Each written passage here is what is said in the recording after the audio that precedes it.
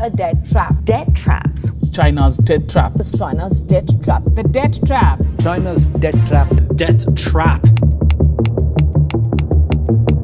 Cina yang sudah tertidur lama, seperti apa yang dikatakan Napoleon Bonaparte, sekarang kembali terbangun dan langsung mengguncang kestabilan Eropa dan Amerika. Meski Cina masih berstatus sebagai negara berkembang, namun Cina juga adalah salah satu negara terbesar di dunia. Maka tidak heran jika Cina punya ambisi menjadi adidaya dan memiliki pengaruh kepada negara-negara di dunia. Dan benar saja, Cina sekarang telah menjadi kekuatan besar, bahkan hampir menyaingi Amerika dan Rusia dalam hal ekonomi. Bagaimana tidak, sekarang Cina telah menjadi kreditur atau negara pemberi pinjaman terbesar di dunia. 20 tahun terakhir ini saja, Cina telah mengeluarkan pinjaman sebesar 2.000 triliun rupiah kepada 44 negara di seluruh penjuru benua, mulai dari Asia, Afrika, Amerika Selatan hingga Eropa. Cina yang notabene sosialis ditakuti karena dengan segala sumber daya dan pemberian utangnya ditakuti akan bisa menguasai dunia. Tapi pertanyaannya, apakah benar hanya dengan memberikan utang, Cina mampu menguasai dunia?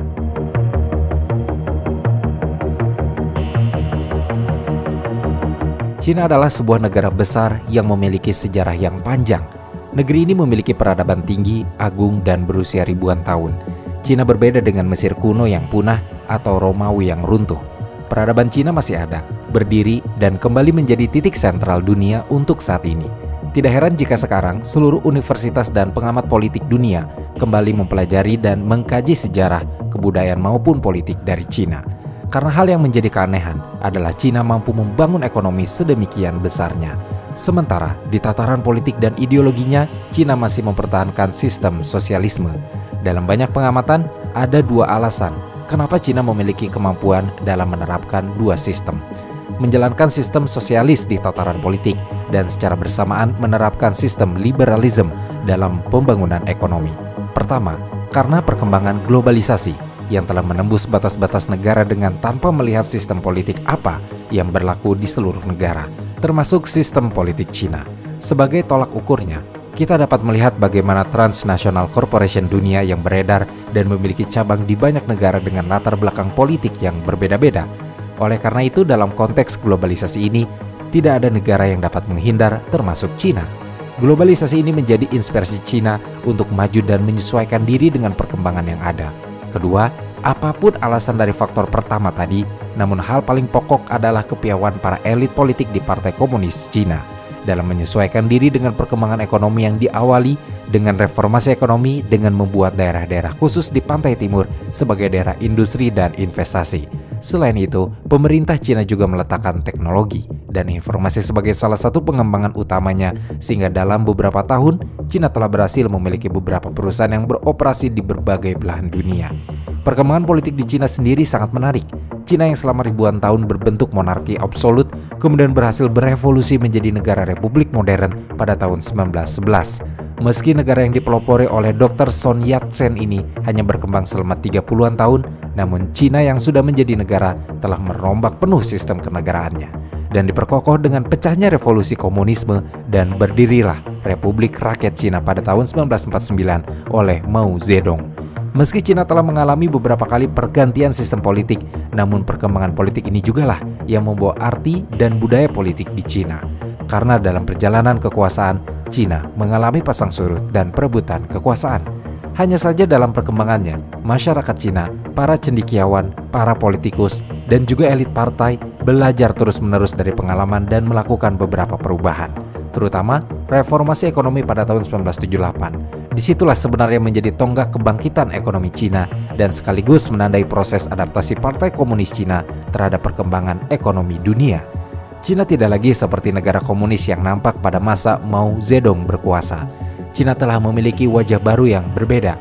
Cina telah muncul menjadi satu kekuatan dunia, namun dengan sistem politik komunis khas Cina. Cina membangun demokrasinya berdasarkan sosialisme yang mereka yakini dapat menumbuhkan stabilitas politik, dan dari kestabilan politik inilah segala rencana ekonomi dan kesejahteraan rakyat bisa didorong lebih cepat. Selain ideologi dan perubahan sistem yang dipercaya membuat Cina memiliki stabilitas politik, ada filsafat Konfusianisme yang menjadi dasar kuat dalam pedoman hidup rakyat Cina. Karena ajaran Konfusianisme ini sudah dipegang masyarakat Cina selama ribuan tahun. dan pada akhir tahun 1970-an, Deng Xiaoping memperkenalkan kembali konsep Konfusianisme ke dalam wacana politik dan ekonomi Cina. Deng Xiaoping mengkonkretkan ajaran Konfusianisme dengan Xiaokang, yang berarti masyarakat yang cukup makmur dalam segala hal. Konsep Xiaokang ini didasarkan pada rancangan besar 4 modernisme yang menekankan pada transformasi Cina menjadi negara sosialis yang kuat dengan industri modern, pertanian, transportasi, dan pertahanan. Upaya ini berhasil menjadi pendorong untuk Cina berhasil dalam menjalankan dua sistem yang secara teoritis berada pada jalur yang berbeda. Namun, sebagaimana dalam tradisi panjang keserjanaan Cina, selalu ada katalisator yang mendamaikan dua teori ini dalam penerapan. Katalisator itu adalah kelompok cendekiawan, ilmuwan, atau disebut kelompok intelektual. Kelompok ini sejatinya memiliki pengaruh besar dalam dinamika politik, bahkan bukan hanya pada masa modern di masa sekarang, tetapi sudah menjadi budaya sejak ribuan tahun yang lalu.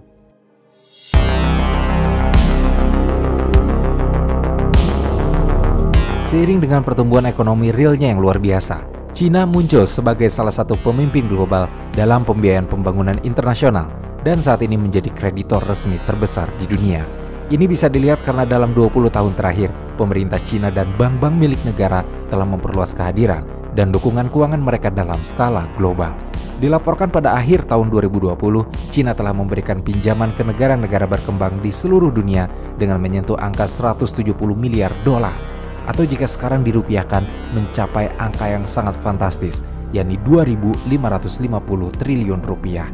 Sebagian besar pinjaman dari Cina digunakan untuk membiayai proyek-proyek infrastruktur besar seperti jalan, jalur kereta, dan pelabuhan, dan juga di sektor pertambangan dan energi. Berdasarkan gagasan Belt and Road Initiative atau prakarsa sabuk dan jalan yang diluncurkan oleh Presiden Xi Jinping pada tahun 2013 di Kazakhstan. Belt and Road Initiative merupakan proyek prestisius Cina dalam membiayai pembangunan internasional di banyak negara, dengan tujuan memperkuat pengaruh dan dominasi mereka terhadap perekonomian global tentunya. Karena dalam 10 tahun terakhir, Cina terus menggenjot program pembiayaan Belt and Road Initiative kepada negara-negara berkembang dunia. Tercatat, pendanaan infrastruktur internasional ala Beijing ini masih terus menjadi lirikan negara-negara berkembang, dan melalui skema Belt and Road Initiative inilah Republik Rakyat Cina menjelma jadi kreditur atau negara pemberi utang terbesar di dunia. Menurut laporan Aid Data dan Institut Kehl untuk Ekonomi Dunia, Cina telah mengeluarkan 128 pinjaman penyelamatan darurat ke lebih dari 40 negara seperti diantaranya Pakistan, Sri Lanka, Turki, Uganda, Kenya, Maladewa, dan negara berkembang lain, dan hampir 80% pinjaman dilakukan antara 2016 dan 2021. Hal yang membuat Cina menjadi pembicaraan adalah ketika ditemukan fakta bahwa separuh dari pinjaman Cina ke negara berkembang tersebut tidak dilaporkan dalam statistik resmi negara. Karena sebagian besar utang tersebut berasal dari perusahaan milik negara, bank, usaha patungan, dan lembaga swasta, alih-alih langsung dari pemerintahnya, dan inilah yang membuat Cina mematok suku bunga 5% untuk setiap pinjaman atau talangan daruratnya. Angka bunga tersebut relatif terbilang tinggi jika dibandingkan dengan tingkat bunga rata-rata yang diberikan oleh IMF atau Bank Dunia yang memberikan 2% untuk operasi pinjaman non-konsesi atau non-administrasi pemerintahan. Lalu, apa yang akan terjadi jika terjadi gagal bayar? Dari apa yang sudah terjadi, Tiongkok akan mengakui sisi aset utama negara yang gagal bayar tersebut. Disinilah lantas muncul narasi jebakan utang Cina atau yang kita kenal sebagai China Debt Trap.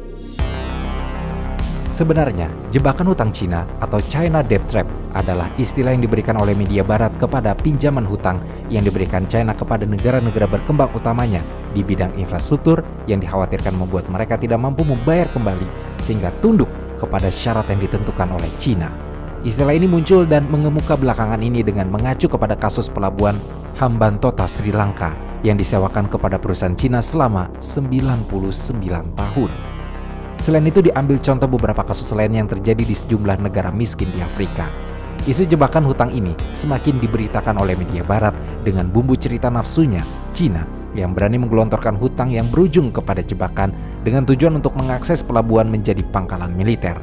Karena sejauh ini pangkalan militer Cina di Djibouti sudah diributkan pers barat dengan disertai ketakutan yang menimbulkan ancaman perimbangan kekuatan.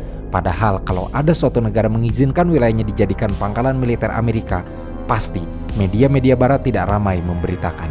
Di sini terlihat masalah utamanya karena Cina berada di luar ekosistem barat. Apalagi Cina punya kedekatan dengan Rusia dan hal ini yang membuat Cina mendapat sorotan negatif. Pemberitaan dari media barat pun terus didukung oleh sistem pemerintahan di sana.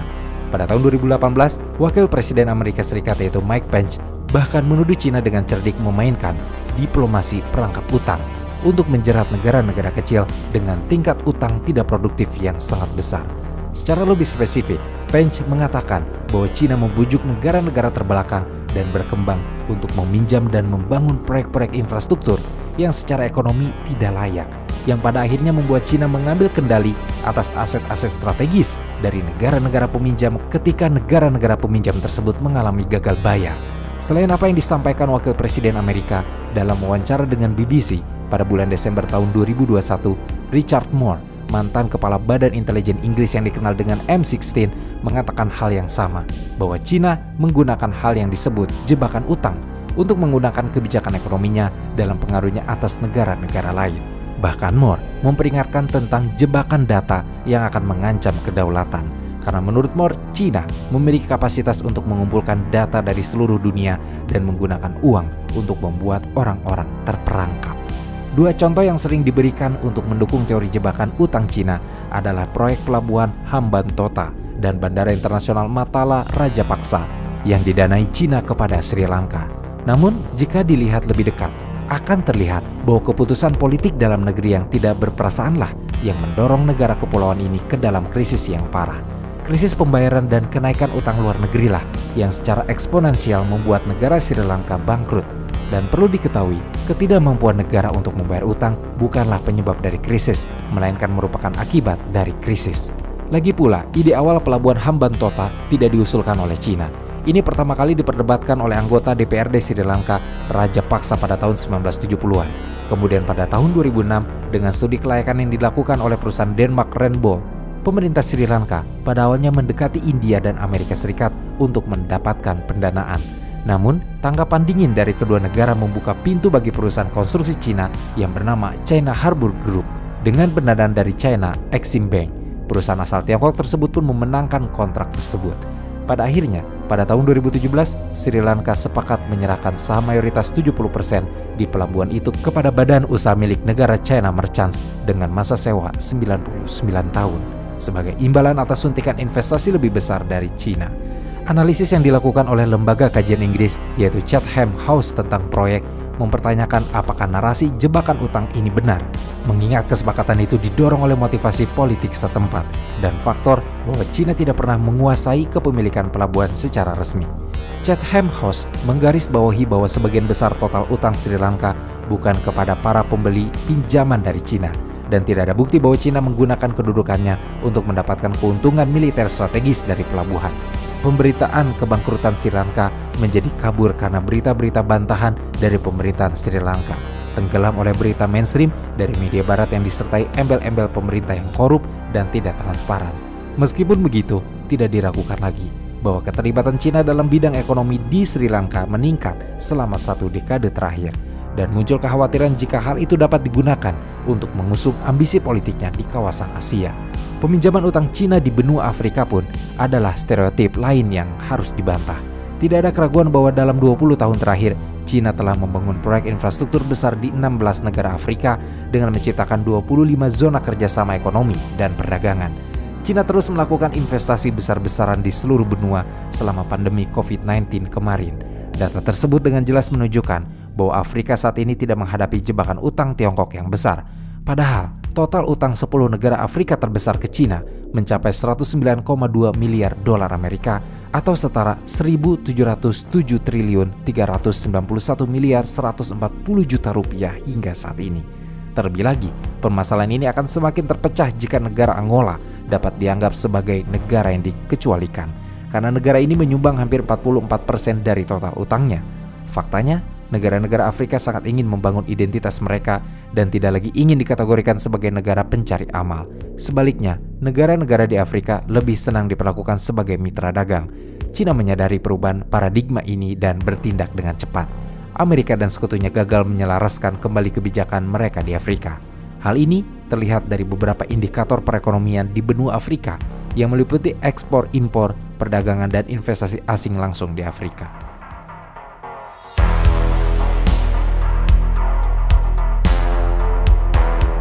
Pada bulan April di tahun 2023, Meng Shui, juru bicara Kedutaan Besar Cina di Singapura mengatakan bahwa benar ada risiko utang yang dihadapi negara-negara berkembang yang belakangan meningkat secara signifikan. Dan sepanjang Cina mulai menjadi kreditur dengan meminjamkan uang ke negara-negara berkembang seperti Afrika, memang banyak negara-negara di Afrika yang gagal membayar. Seperti di Zimbabwe pada tahun 1998, di tahun itu Zimbabwe membeli peralatan tempur dari Cina untuk membantu Presiden Laurent kembali melawan pemberontak Rwanda dan Uganda. Utang pada Cina pun sampai pada nominal 4 juta dolar Amerika atau jika dirupiahkan akan menyentuh angka 62 miliar 492 juta rupiah yang tidak bisa Zimbabwe bayar. Akibat utang itu, Zimbabwe harus mengikuti perjanjian Cina untuk menerima yuan sebagai mata uang di Zimbabwe pada Januari 2016. Ini merupakan konsekuensi atas gagal bayar utang Zimbabwe kepada Cina. Untuk tambahan informasi, Zimbabwe memiliki 9 mata uang sebagai alat perdagangan yang sah di negaranya, yakni dolar AS, dolar Australia, Rand Afrika Selatan, Pulau Botswana, Euro Eropa, Pound Sterling Inggris, Yen Jepang, Yuan Cina, dan Rupiah India. Selain Zimbabwe, ada Uganda. Jika Sri Lanka harus kehilangan pelabuhannya, Uganda harus merelakan Bandara Internasional Entebbe jatuh ke tangan Cina akibat gagal bayar utang. Menurut laporan Gulf News yang melansir Bloomberg, perjanjian itu dibuat di tahun 2015. Uganda meminjam 200 juta dolar Amerika atau jika dirupiahkan menyentuh angka 3 triliun 124 miliar rupiah dari Bank Ekspor Impor Cina untuk memperluas Bandara Entebbe. Klausul yang ingin diubah antara lain perlunya otoritas penerbangan sipil Uganda untuk meminta persetujuan dari pemberi pinjaman Cina untuk anggaran dan rencana strategisnya. Aturan lain mengamanatkan bahwa setiap perselisihan antara para pihak harus diselesaikan oleh Komisi Arbitrase Ekonomi dan Perdagangan Internasional Cina. Presiden Uganda Yoweri Museveni dilaporkan telah mengirimkan delegasi ke Beijing guna bernegosiasi dengan pemerintah Cina. Uganda sudah mencoba bernegosiasi sejak Maret 2021, namun sejauh ini belum berhasil. Pinjaman itu sendiri memiliki tenor 20 tahun, termasuk masa tenggang 7 tahun. Uganda menyerahkan satu-satunya bandara internasionalnya pada Cina, bandara yang menangani lebih dari 1,9 juta penumpang per tahun. Sama halnya dengan Zimbabwe, Kenya hampir mempunyai cerita yang sama. Proyek kereta api standar George Railway yang menghubungkan antara kota Mombasa dan kota Nairobi membuat Kenya terjebak dalam jerat utang. Kenya awalnya meminjam 3,6 miliar dolar dari Bank Exim Cina guna membangun rute dari Mombasa ke Nairobi.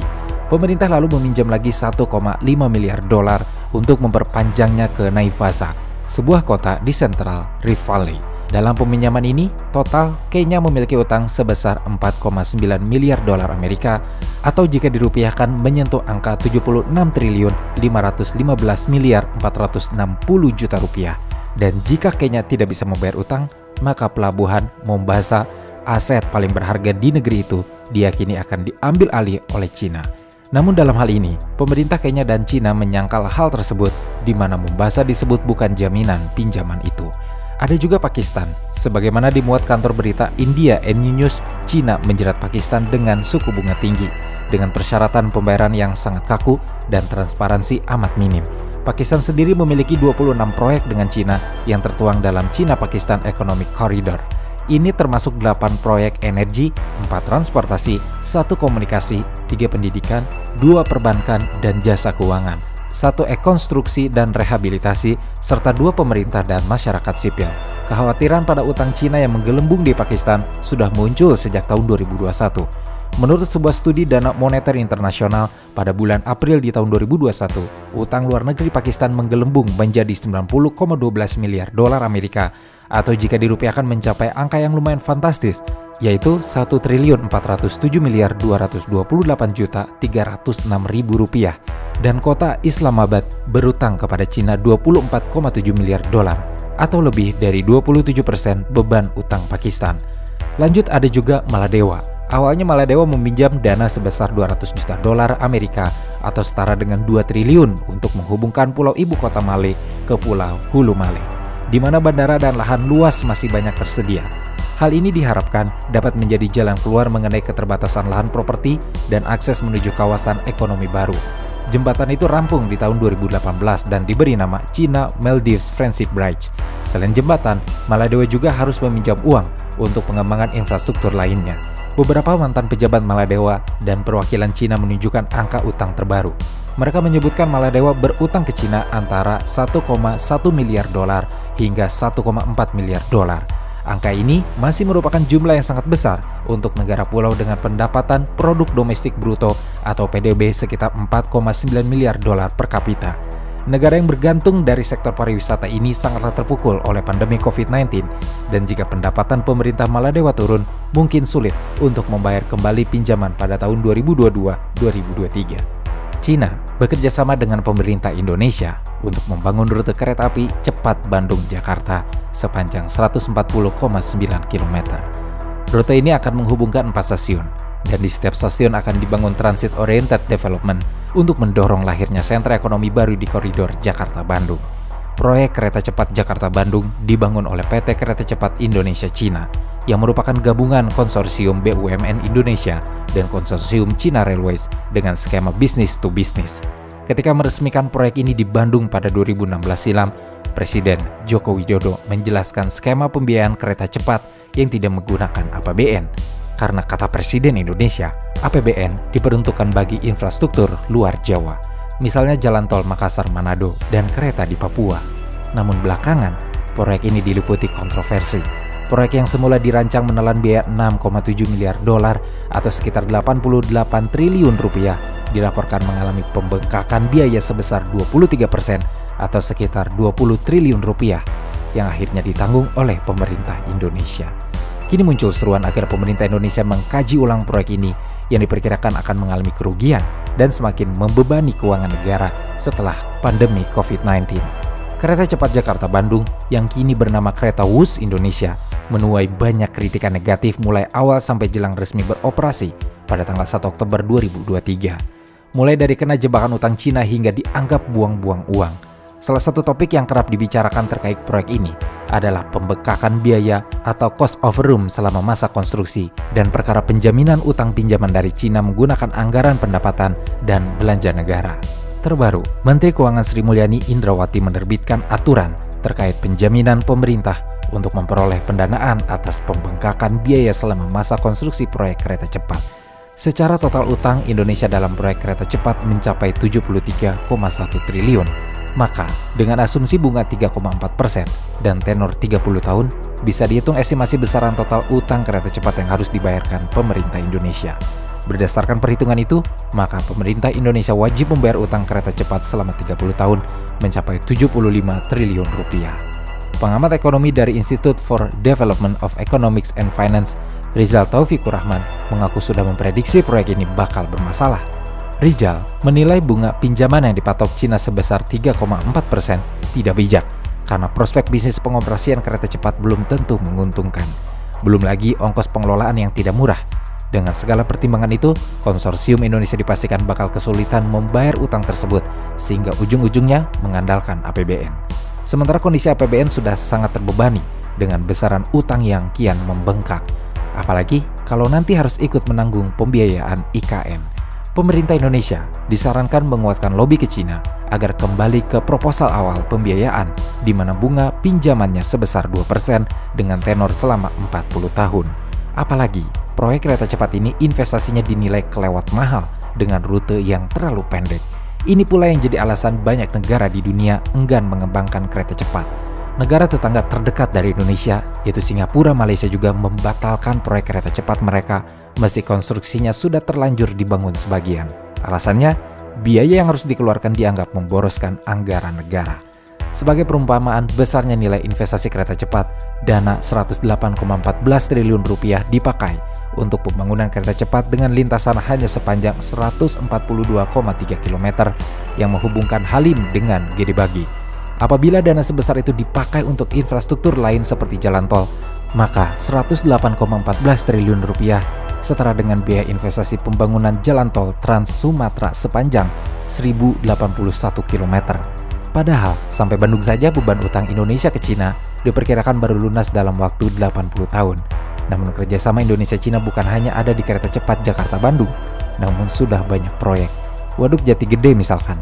Waduk Jati Gede dibangun dengan pembiayaan dari utang luar negeri Cina yang sebesar 215,62 juta dolar Amerika. Letak waduk ini ada di Sumedang, Jawa Barat dan merupakan waduk terbesar kedua setelah Waduk Jatiluhur.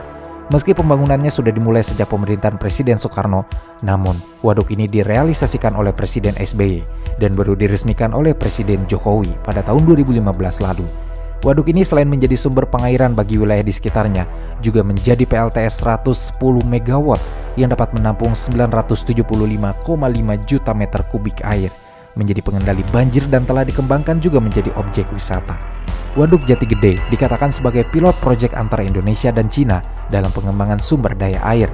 Selain Jati Gede, Cina diketahui juga tertarik untuk mengembangkan Waduk Pelusika di Sulawesi Tenggara, Waduk Rokan Kiri Riau, Waduk Jenelata Sulawesi Selatan, dan Waduk Riam Kiwa di Kalimantan Selatan, yang kesemuanya dinilai memiliki kapasitas pembangkit listrik yang sangat besar. Ada juga jalan tol Medan Kuala Namu. Pada tahun 2018, pemerintah meresmikan jalan tol Medan Kuala Namu sepanjang 61,8 km, yang juga dibangun dengan pembiayaan pinjaman dana dari Exim Cina dengan utang sebesar 122,43 juta dolar Amerika, atau jika dirupiahkan menyentuh angka 1.910.367.112.000 rupiah. Selain tol ada juga pelabuhan, yakni Pelabuhan Kuala Tanjung. PT Pelindo 1 bekerja sama dengan Port of Rotterdam Authority Belanda dan Zhejiang Provincial Seaport Investment Operation Group & Co. Limited. Cina mengembangkan Pelabuhan Kuala Tanjung, Sumatera Utara. Tahun 2019 lalu, pelabuhan ini memiliki dua fungsi, yakni sebagai pusat transshipment atau alih muatan, dan sebagai pelabuhan yang terintegrasi dengan kawasan industri. Dengan dikembangkannya pelabuhan ini, diharapkan biaya logistik Indonesia bisa ditekan dan menjadi kompetitif dengan negara lain di dunia. Pelindo dikabarkan meminjam dana ke Belanda dan Cina tidak kurang dari 12 triliun untuk proyek ini.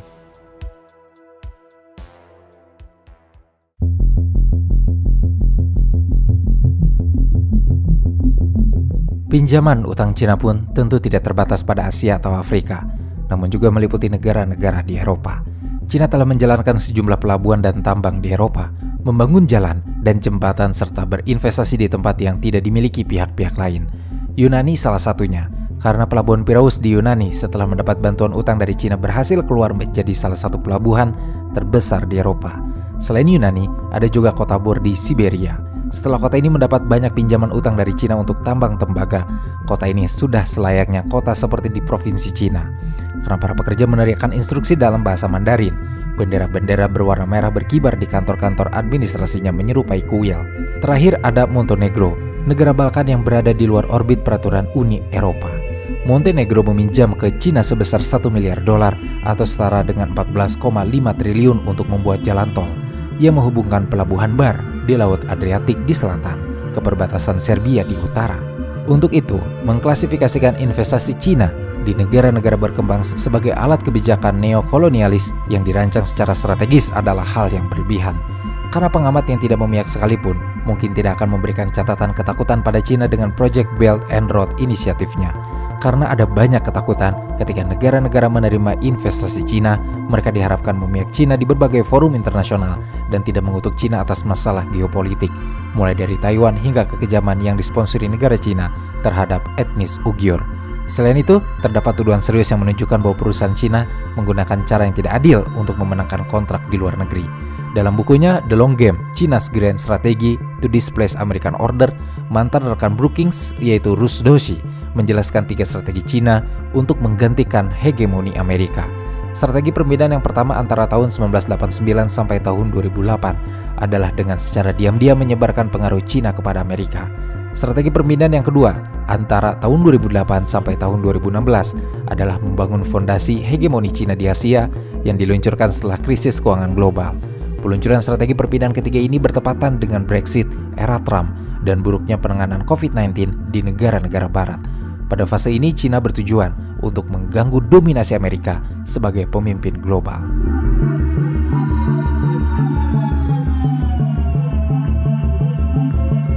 Dengan bisingnya sangkan dan kekhawatiran kepada Cina, pada tanggal 11 Januari di tahun 2023, dalam konferensi pers, Menteri Luar Negeri Qin Gang bersama dengan Ketua Komisi Uni Afrika Moussa Faki Mahamat membantah tuduhan tidak berdasar yang menyatakan bahwa Cina menciptakan jebakan utang di Afrika. Qin Gang mencatat bahwa negara-negara Afrika dalam beberapa tahun terakhir telah secara aktif berupaya untuk mendorong pembangunan ekonomi dan sosial. namun kekurangan dana telah menjadi hambatan besar bagi kemakmuran dan revitalisasi Afrika. Dan bagaimana menyeimbangkan pembiayaan pembangunan dengan pertumbuhan utang merupakan masalah yang dihadapi semua negara. Qin Gang mengatakan bahwa sebagai saudara baik yang berbagi suka dan duka, Cina dan Afrika telah maju berdampingan dalam jalur pembangunan bersama. Cina selalu berkomitmen untuk membantu Afrika meringankan beban utangnya, berpartisipasi aktif dalam inisiatif penangguhan pembayaran utang kelompok G20, menandatangani perjanjian atau mencapai konsensus dengan 19 negara Afrika mengenai keringanan utang, dan menangguhkan sebagian besar pembayaran utang di antara anggota G20. Selain itu, Cina juga secara aktif terlibat dalam penanganan utang kasus per kasus untuk Chad, Ethiopia, dan Zambia di bawah kerangka umum G20. Bahkan Presiden Xi Jinping mengumumkan pada konferensi tingkat Menteri ke-8 Forum Kerjasama Cina-Afrika bahwa Cina akan menyalurkan 10 miliar dolar AS ke negara-negara Afrika dari bagiannya dalam alokasi baru hak penarikan khusus dana moneter internasional. Dan upaya ini telah menunjukkan kemajuan awal. Qin Gang menekankan bahwa masalah utang Afrika pada dasarnya adalah masalah pembangunan. Solusi terhadap masalah ini memerlukan penanganan tidak hanya gejala-gejalanya, namun juga akar permasalahannya, antara lain melalui penyelesaian utang, sehingga dapat meningkatkan kapasitas pembangunan Afrika yang mandiri dan berkelanjutan. Kerjasama pendanaan Cina dengan Afrika terutama di bidang-bidang seperti pembangunan infrastruktur dan kapasitas produksi dengan tujuan untuk meningkatkan kapasitas Afrika untuk pembangunan yang mandiri dan berkelanjutan. Apa yang disebut sebagai jebakan utang Cina di Afrika adalah jebakan naratif yang dikenakan terhadap Cina dan Afrika. Proyek dan kerjasama yang dilakukan Cina dan Afrika berkontribusi terhadap pembangunan Afrika dan peningkatan kehidupan masyarakat. Rakyat Afrika mempunyai suara terbesar dalam hal ini. Cina akan terus menghormati keinginan rakyat Afrika dan memberikan manfaat nyata bagi rakyat Afrika melalui kerjasama Cina-Afrika berdasarkan realitas di Afrika, sehingga dapat mencapai pembangunan bersama yang lebih baik. Meningkatnya pengaruh politik Tiongkok dalam 2 dekade terakhir adalah fakta yang tidak dapat disangkal. Aspirasi Cina untuk menjadikan negara adidaya global kini lebih kuat dan lebih vokal dibandingkan sebelumnya. Ambisi politik kekuatan militer modern yang didukung oleh perekonomian triliunan dolar tentu akan menimbulkan gejolak dalam tatanan global. Negara-negara yang skeptis terhadap kebangkitan Cina sebagai negara adidaya global harus menyadari bahwa peningkatan kekuatan tersebut secara efektif dapat membentuk koalisi penyeimbang. Dengan latar belakang gejolak ekonomi dan politik yang sedang berlangsung dalam skala global dan khususnya di kawasan Asia Selatan, ini adalah saat yang tepat bagi Cina dan negara-negara berkembang untuk membangun dan memperkuat aliansi politik dan ekonomi strategis guna memulihkan dan mempertahankan stabilitas regional dan keseimbangan kekuatan global.